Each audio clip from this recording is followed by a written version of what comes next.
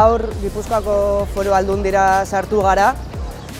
Bertan eserialdia egin dugu Gipuzkoako Foru Aldundiak zaintza sektorearekiko duen arduragabekeria salatzeko.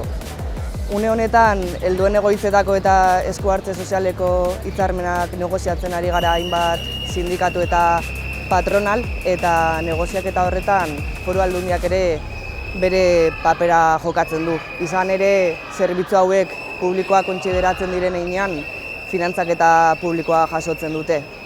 Kontua da, Foru Aldundiak diru hau zaintza zerbitzutara inbertitu beharrean, eredu merkantilista eta privatizatzaile bati erantzuten diola. Eta eredu edo logika privatizatzaile honek, helduen egoitzetako langileak, etxez etxeko langileak, enplegu zentro berezietako langileak, esku hartze sozialetako langileak prekarizatzen jarraitzen du.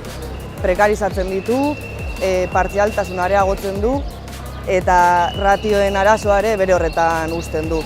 Orduan, labetik aldarrikatu nahi izan duguna da beste zaintza eredu baten beharra dagoela, zaintza sistema publiko komunitario batena, eta horretarako 2023an egin zen greba feministaren harira ateratako herri akordioan oinarritzen gara.